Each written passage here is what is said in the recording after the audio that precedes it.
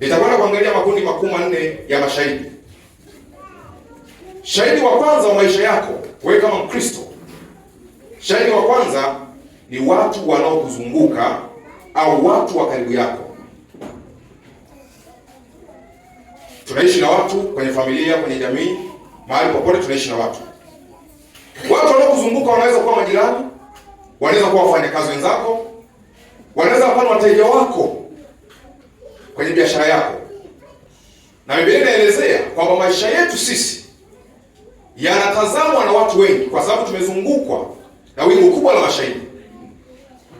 Ukisoma kitabu cha Wakorintho wa pili sura ya 4, kuanzia mstari wa kwanza na wa pili, Biblia inasema, kwa sababu hiyo, kwa kuwa tuna huduma hii, kwa jinsi tulivyoipata rehema hatulegei. Paulo anajaribu kuelezea huduma, namna alivyoipata, namna alivyookolewa. Lakini tumekataa mambo ya aibu yaliyositirika, wala hatueneni kwa hila. Anayakataa mambo yaliyositirika. Mashahidi wanaokutazama kwenye jamii yako wanaona mambo ambayo hayajasitirika. Hawezi kuona mambo ya siri yanayoendelea kwenye maisha yako au yanayoendelea ndani ya moyo wako. Wao wanaona mambo yanayoonekana, lakini yasiyoonekana hawawezi kuyaona. Paulo anasema ya kwamba waliyakataa mambo yaliyositirika, wala hautueneni kwa hila, wala hakulichanganya neno la Mungu na uongo, bali kwa kuidhihirisha iliyo kweli twajionyesha kuwa na haki, dhamiri za watu zikitushuhudia. Maisha yaliyokuwa akiishi Paulo na mitume wengine, maisha yao, dhamiri za watu wengine zilikuwa zikiwashuhudia kwamba watu hawa wana namna fulani. Dhamiri za watu wengine ziliwashuhudia. Lakini pia Petro wa kwanza sura ya 2 mstari wa 12, Biblia inasema, muwe na mwenendo mzuri katika mataifa, ili iwapo huwasingizia kuwa watenda mabaya, wayatazamapo matendo yenu mazuri, wamtukuze Mungu siku ya kujiliwa. Inaonesha kwamba maisha yetu yanashuhudiwa na watu wanaotuzunguka. Watu watazamapo matendo yako wanakushuhudia nini? Kwa hiyo anasisitiza kwamba tuwe na mwenendo mzuri kama Wakristo.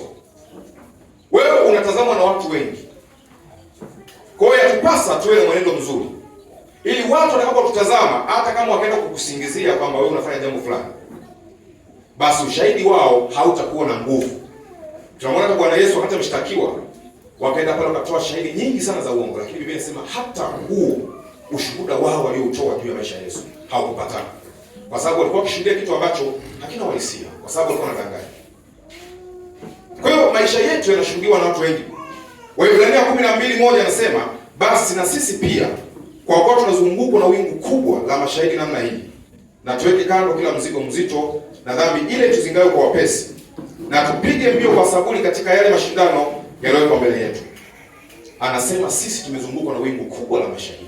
Kazi kwako, ofisini kwako, mahali popote unapokuwepo, umezungukwa na mashahidi. Watu wanaangalia maisha yako. Na kuna watu wengine wao wanaketi, wanaanza kuzungumza juu ya maisha ya mtu mwingine, kwa maana kwamba wanachokishuhudia huwa kuna wakati wanaweza wakakizungumza, wewe ukawa haufahamu. Miaka ya nyuma tunaona kuna mashahidi fulani pale Uganda waliuawa.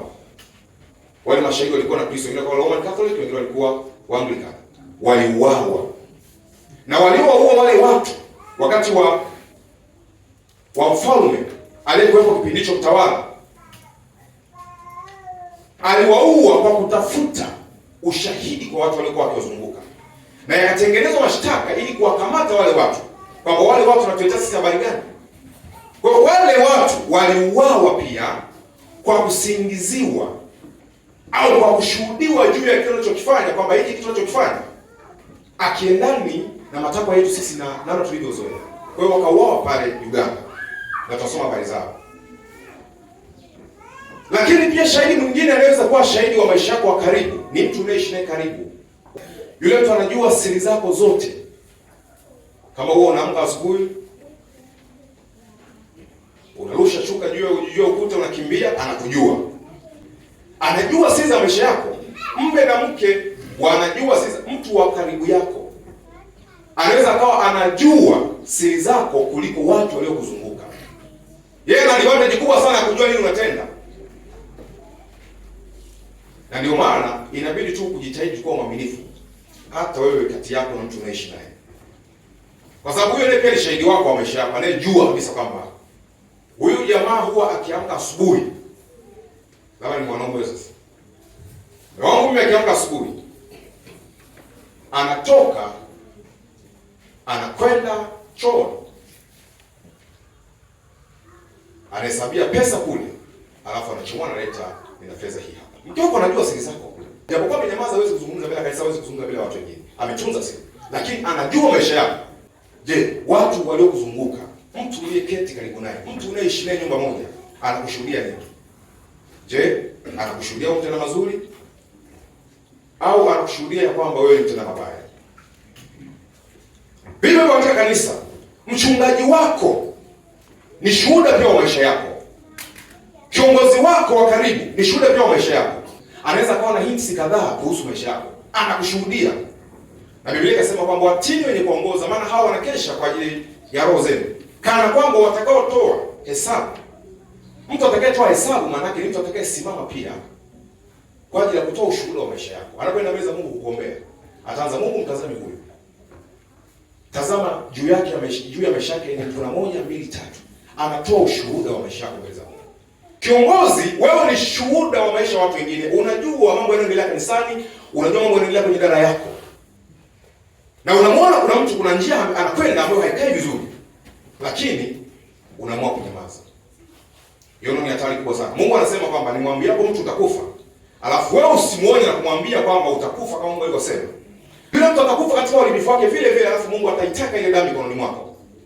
Kwa hiyo kuna kazi kubwa sana pia kwa heshima wanaotuongoza. Na wewe unayeongoza watu, kuwa makini sana, kwa sababu wewe utadaiwa, utaulizwa, ukatoe ushuhuda wa maisha ya hao uliokuwa unawaongoza. Je, kiongozi wako anakushuhudia nini? Mchungaji wako anakushuhudiaje? Katibu wako, mzee wako kanisa anakushuhudiaje? Wewe una kiburi? Hausikilizi? Anakushuhudiaje? Lakini shuhuda namba 2, shahidi wa pili ni dhamiri yako mwenyewe. Ule utashi ambao Mungu aliuweka katika maisha yako.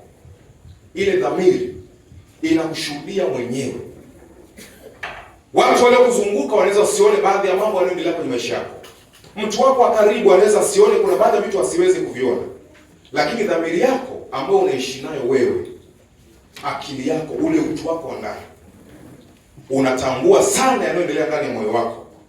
Tukisoma kitabu cha Warumi sura ya 2 mstari wa 14 inasema, kwa maana watu wa mataifa wasio na sheria wafanyapo kwa tabia zao yaliyo ndani ya Torati, hao wasio na sheria wamekuwa sheria kwa nafsi zao wenyewe.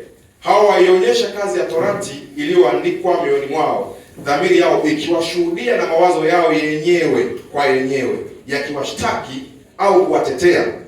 Upya Mtume Paulo anazungumza na Warumi, akizungumza kwa habari ya dhamiri. Dhamiri yako inaweza kukushtaki au ikakutetea mbele za Mungu. Je, unayofanya sirini ni yapi? Unawaza mambo gani? Dhamiri yako inakushuhudia mwenyewe kwamba mimi ni mtu wa namna hii. Wengine wanaweza kuona mtu mwema sana, lakini dhamiri yako pia inakushuhudia ndani kwamba wewe unaishi tu, umeokoka. Kule ulikotoka umefanya 1, 2, 3. Dhamiri yako inakushuhudia. Dhamiri inaweza kuwa dhaifu. Dhamiri inaweza kuwa mbaya. Dhamiri iliyo mbaya ni dhamiri ambayo haifanyi yale Mungu anayotaka ifanye. Lakini pia kuna dhamiri iliyo njema. Dhamiri mbaya inaweza kuwa tanzi ya mauti, na inaweza ikawa kizuizi pia cha maombi yako. Unaona, wakati tunakwenda mbele za Mungu kuomba, unataka kuomba, unaona kabisa ni hakuna wingu la kuomba, halipo. Yaani huoni kabisa kama kuna connection ya wewe na Mungu. Unakumbuka, si nataka kumwomba Mungu, lakini nilitoa nadhiri na sijaikamilisha. Na sio kama sijaikamilisha. Unakuta mtu ameshaweka nia kwamba mimi sitaifanya hiki. Maana ameingia kwenye dhambi ya dhulma. Kwa hiyo dhamiri mbaya inaweza ikawa tanzi ya mauti. Inaweza ikawa sababu ya kutofanikiwa kwako. Dhamiri yako inakushuhudia nini? Je, inakutetea mbele za Mungu au inakushtaki mbele za Mungu? Wadada, jiangalieni sana. Dhamiri yako inakushuhudia nini? Ulicheza ukapata mimba, alafu kwa asili ukanywa vidonge ukaitoa. Wakati mwingine jirani yako unaishi naye ghetto hajui, mwalimu wako hajui, kiongozi wako hajui, mchungaji wako hajui, ila akikuona anakuwa mtumishi mzuri, kumbe umetoa mimba, umeua. Dhamiri yako inakushtaki na kushuhudia. Dhamiri yako inakwambia nini? Je, inakushtaki au inakutetea mbele za Mungu? Kama dhamiri yako inakushtaki, basi uwe na hakika ya kwamba huwezi kumwona Mungu. Wanaokwenda kusimama mbele za Mungu ni watu ambao wamehakikishwa kwa habari ya dhamiri zao, wenye dhamiri safi, wenye mioyo safi, au ndio watakuwa muona Mungu. Mambo yanayotendeka silini, dhamiri yako inajua kwamba mimi ni mwana praise au mimi ni mwana kwaya. Lakini humu kanisani tunazini. Kijana na binti wanazini kule. Na Mungu hapa anakutazama. Ukiendelea kufanya huduma hapa, wakati huo unafanya uzinzi kule au uasherati. Na una uhakika kabisa dhamiri yangu mimi inanishuhudia ya kwamba mimi sina roho wa Kristo, nimefanya dhambi. Unakuja hapa, unapataje ujasiri wa kuja kufanya huduma? Roho Mtakatifu anakuonya siku ya leo ya kwamba acha dhamiri yako mbaya na hakikisha unatubu uovu wa dhamiri yako. Paulo mwenyewe anasema ya kwamba nasema kweli katika Kristo, sisemi uongo, dhamiri yangu ikinishuhudia. Kuna wakati unaweza ukaenda kutoa ushuhuda wa maisha ya mtu mwingine, ukasema kweli na dhamiri yako ndani ikasema kweli, huyu mtu amesema kitu cha kweli. Na kuna wakati dhamiri yako ukatoa ushuhuda mbaya, ushuhuda wa uongo. Unakuta jambo la kweli tu, jambo dogo tu. Aise, huyu bwana alisemaje bwana? Ikageuzwa na fulani. Dhamiri yako inakushuhudia kabisa kwamba umesema uongo. Paulo mwenyewe akajihakikisha kwa habari ya dhamiri yake. Dhamiri yangu inaniambia ya kwamba mimi nasema ukweli na sisemi uongo mbele za Mungu. Swali kujiuliza, je, huyu shahidi namba 2 ambaye ni dhamiri yako mwenyewe anakushuhudia nini mbele za Mungu? Je, anakushtaki au je anakutetea? Shahidi namba 3 ni Mungu Mwenyezi. Mungu mwenyewe ni shahidi kwa maisha yako. Kuna mambo ambayo unaweza ukawa unafanya wewe unaona tu uko sawa. Biblia inasema njia zote za mtu ni sawa machoni pake mwenyewe, lakini Bwana huichunguza mioyo ya watu. Wenzako wote waliokuzunguka wanaweza usione baadhi ya siri zako, wanaweza usione baadhi ya madhaifu yako, wanaweza usione baadhi ya changamoto zako. Mtu wako anaweza usione dhamiri yako. Kuna wakati inaweza kafeli kutambua baadhi ya mambo, lakini Mungu anajua mambo yote yanayoendelea ndani ya maisha yako. Mungu ni shahidi mkuu wa maisha ya mwanadamu, kwa kuwa hakuna kitu kilichositirika mbele zake.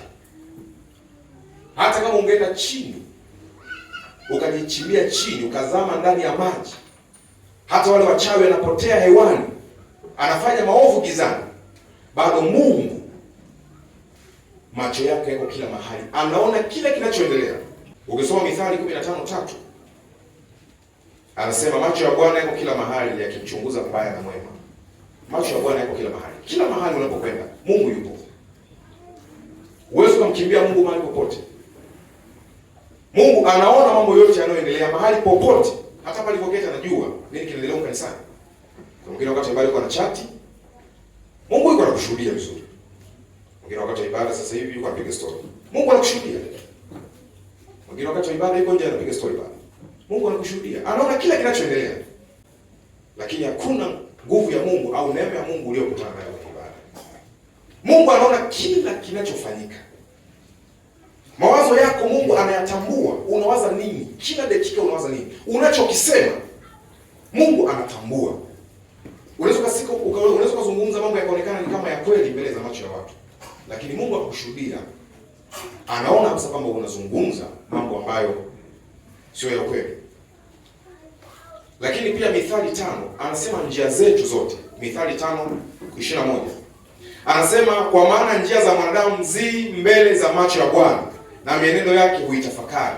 Njia zako zote ziko mbele za macho ya Bwana. Kila unachokifanya, iwe sirini iwe hadharani, mambo yote yako mbele za macho ya Bwana. Mungu anakuangalia, anarekodi your thoughts, anarekodi mawazo yako. Unalikana neno la Mungu, Mungu anakurekodi. Jamaa mmoja alikuwa anapigania story juzi hapa, anasema Ile Yesu alikuwa ni muhuni. Mungu anarekodi kile. Yesu alikuwa ni muhuni. Utashangaa siku mwisho, utashangaa hilo lilitaka lini? Mungu anarekodi. Njia zako zote ziko wazi mbele zake. Hata ungefanya nini, njia zako zote ziko wazi mbele za macho yake. Kwa sababu Mungu ni shahidi mkuu. Hakuna shahidi yoyote mwingine anayeweza kusimama juu ya shahidi Mungu. Na ndio maana hakuna mwanadamu yoyote siku ya mwisho, siku ya hukumu, atakayepata nafasi ya kusimama na kujitetea, kwa sababu Mungu anajua kila kilichokuwa kinaendelea kwenye maisha. Na mambo yote magumu na mambo yote maovu ambayo yamefanyika kwenye maisha ya mwanadamu, yote yametunzwa, yameandikwa kwenye vitabu. Na ili mtu awe salama, baada ya kuwa umetubu, Mungu anafuta zile dhambi. Mungu anasema huwa hakumbuki tena. Hakumbuki. Lakini kama mtu hakutubu, kuna jambo limetunzwa, limeandikwa. Njia zako zote ziko mbele za macho yake. Kama unamchanganya Mungu na mambo ya anasa za dunia, kama unafanya dhambi wakati unasali kanisani, Mungu anakuona. Nataka nikwambie tu, ni heri hata usingekuwa kanisani. Ni heri tu ungekuwa nje kabisa. Je, Mungu anakushuhudiaje? Hilo ni swali kujiuliza. Mimi Isaac, Mungu anashuhudia nini? Je, mimi ni mwenye haki mbele zake? Njia zangu zimepotoka? Mimi ni mwizi? Mimi ni muongo? Au mimi ni mtakatifu? Mungu anakushuhudia. Ni shahidi mkuu. Kama ambavyo unatumia line ya Airtel, unatumia line ya Vodacom, unatumia TTCL na vitu vingine. Wale watu wa mtandaoni wamesheka system fulani ambazo hizo system ziko automatically. Zinaweza zikatambua saa ngapi muamala umeingia kwenye line yako. Line zako zote ziko track. Yaani unaweza wakaingia kusema kutafuta hata sasa kule kama wakisema waingie kwenye namna wa kutrack, watakuona kwamba fulani amekaa pale. Wanakuona na kifaa chako hapo ulipokaa. Sasa hiyo ni akili ndogo ya mwanadamu. Inaweza ikatrack mpaka sehemu ulipo. Ukifanya uhalifu, maskara kwa kutafuta au vyombo vya sheria vinaanza kutafuta, wataanza kutrack kwanza. Watakutrack kujua location yako. Kiongozi mkuu wa Iran juzi ameuawa na Marekani kupitia intelijensia ya wale Mossad wa Israeli. Wale jamaa walikuwa wale wana teknolojia kubwa. Kwa hiyo unajua walikuwa na monitor maisha yake, walikuwa wanamfuatilia vizuri. Wakaenda kwenye target yake, leo yuko kwenye jengo fulani anafanya kikao. Wakatandika bomu pale wakamuua. Hiyo ni teknolojia ya ndogo tu ya mwanadamu. Sasa Mungu ndiye maarifa yake. Mungu anajua kila kitu. Ni shuhuda mkuu wa maisha yetu. Mungu anakushuhudia nini? Mungu anakushuhudia dhambi yako inatenda dhambi. Dhambi yako imeokoka. Wewe ni mwizi wa zaka. Wewe ni mzinzi, wewe ni mwasherati, wewe ni msema uongo, wewe ni mchonganishi. Wewe una kiburi. Wewe una uchoyo. Wewe una roho mbaya. Au wewe una nini? Unapenda ugomvi? Haupendi kusikiliza? Kila mtu na madhaifu yake. Mungu anakushuhudia na kujua. Na siku ile hukumu utashangaa. Mambo yote yataletwa wazi. Ndipo watu wanaanza kushangaa. Hili nalo lilitokea. Na Mungu anakuchunguza, anajua kwa sababu amekupa pumzi. Pumzi ni taa ya Mungu. Unapovuta na kutoa pumzi, maana ile pumzi inapeleleza yote yaliyo ndani ya moyo wako, yaliyo ndani ya kichwa chako, yote unayowaza. Maana pumzi inamulikia Mungu moja kwa moja, anaona access ya kile kinachoendelea. Kwa kila wakati kadri unapotembea, Mungu anaona kinachoendelea kwenye moyo wako. Anajua nini ambacho unakifikiria sasa hivi umekaa hapo. Anajua unachokifikiria. Anajua kila kitu. Na Mungu pia kupitia Roho wake Mtakatifu hushuhudia pamoja na nafsi zetu kwamba sisi ni watoto wa Mungu. Je, nafsi yako inakushuhudiaje? Roho Mtakatifu unaye? Dhamiri yako na Roho Mtakatifu inakushuhudiaje wewe ni mtoto wa Mungu au sio mtoto wa Mungu? Kila mtu dhamiri yake inamuonesha kwamba mimi kwa kweli nipo kanisani, lakini mimi sio mtoto wa Mungu. Na nikifa leo, sina uhakika wa kwenda mbinguni kabisa. Mungu anakushuhudiaje? Dhamiri yako inakushuhudiaje? Kwa hiyo Mungu pia kupitia Roho Mtakatifu anatushuhudia. Yesu alisema atakapokuja huyo atauhakikisha ulimwengu kwa habari ya hukumu, kwa habari ya haki na kwa habari ya dhambi. Roho Mtakatifu atauhakikisha ulimwengu kwa habari ya hukumu, kwa habari ya haki na kwa habari ya dhambi. Roho Mtakatifu atakushuhudia. Kama umefanya dhambi atakushuhudia. Kama wewe ni mwenye haki pia atakudhihirishia kwamba mwanangu wewe ni mwenye haki. Roho Mtakatifu atakusaidia. Roho Mtakatifu ni Mungu. Na yeye ndiye shahidi mkuu wa maisha ya wanadamu. Roho Mtakatifu yupo amemwagwa, ni kipawa cha Mungu ambacho kimemwagwa duniani leo. Hata kama hakijamkalia mtu, lakini kimemwagwa, kinajua Ni watu wangapi wamemwamini Kristo? Ni watu wangapi wamekataa kumwamini? Roho Mtakatifu anashuhudia, anajua kinachoendelea. Siku moja wakati napita sehemu fulani, nikaona meme fulani wanasema zile meme zile. Nasema kuna jambo moja sama siku ya hukumu. Wakati anataka kutoa maelezo, anaanza kujitetea. Wale waliokuwa motoni wakasema kiongozi. Waliokuwa motoni wakasema kiongozi. Ilikuwa inamaanisha nini? Yaani hiyo sio kwamba ni picha taswira itakavyokuwa. Watu wanajaribu kufanya imagination lakini sivyo itakavyokuwa. Motoni uwezo ukaanza eti kusema kiongozi uko motoni. No. Watu walikuwa wanakuamini vizuri sana. Sasa ile tumaini ni kwamba wale watu walikuwa wanajua siri zako. Walikuwa wanajua siri zako. Kwa hiyo ile kitendo cha kusema kwamba mtu yuko motoni alafu unasema pale, waanze kuita kiongozi.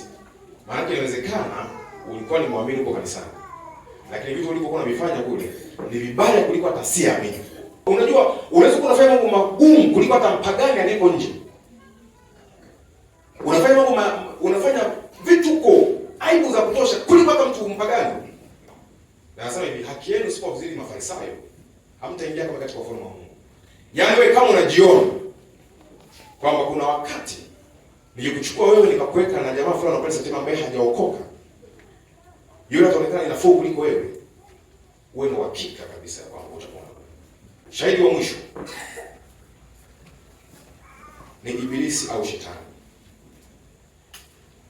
Shetani naye pia huwa anafuatilia maisha ya mwanadamu kila siku. Anaona kila kinachoendelea. Anaona. Ndio maana kama mtu amezungukwa na ulinzi wa Mungu, Shetani pia huwa anaona kwamba huyu mtu amezungukwa na ulinzi wa Mungu. Hawezi kumfuata. Shetani anafuatilia na kuchunguza. Biblia inasema kwamba jilindeni nafsi zenu. Jilindeni. Inamaanisha kwamba Shetani huwa yuko kazini. Huwa anaangalia mioyo. Yule jamaa huwa halali wala sinzi. Unaweza kujisahau kidogo, ukalala kidogo, ukapishika wiki moja, ukapoa kidogo wiki moja, afu baada ya wiki tena ukachochea, ukaongeza moto. Mwenzako yeye huwa halali siku yoyote, anafuatilia tu. Lengo lake kubwa anataka apate sababu ya kushtaki. Akushuhudie kwa Mungu, Mungu mbona huyu hivi na hivi? Kwenye Yuda 1:9 tunamuona pale wakati Musa anafariki, anakufa. Musa alitembea na Mungu vizuri na alikuwa mtakatifu na alikuwa ni nabii mkubwa. Lakini Musa alifanya kosa moja tu la mwisho. Ndipo sasa Shetani anasimama anataka kumshtaki. Ndio Biblia inasema yule Mikaeli akasema Bwana na akukemee. Lakini pia kwenye Petro 1:5-8 anasema ya kwamba muwe na kiasi na kukesha kwa kuwa mshtaki wenu Ibilisi ni kama simba au ngurumaye azungukapo akitafuta mtu ammeze. Ibilisi huwa anatuangalia kila kuitwapo leo na majeshi yake pepo wachafu. Ndio maana Biblia inasema hivi, mtu akiokoka Mungu anaweka makao ndani ya huyo mtu. Pepo wachafu wote wanaondoka. Lakini wanapoondoka huwa hawaondoki kwamba wameacha kufuatilia, wataendelea kufuatilia kushuhudia. Ili wakiona mistake wapate sababu ya kushtaki mbele za Mungu. Na wakiona kwa sababu wanakuwatch clearly very well kila siku. Wanapoona tu nafasi Mungu ameondoka, wanakufuatilia, wanakuwatch kila siku na kuangalia. Na kama nilivyosema ushuhuda unapatikana kwa kutazama. Wale jamaa wanakuangalia na ulimwengu wao, wanakuona. Unaona kuna wakati ukimwacha Mungu, uwe ni uhakika kabisa kwamba pepo wachafu watakuingia. Mungu alipomwacha Sauli, roho mbaya iliingia Sauli. Yaani ni kitu cha hapo hapo. Haisubiri kwamba itapita labda sekunde kadhaa.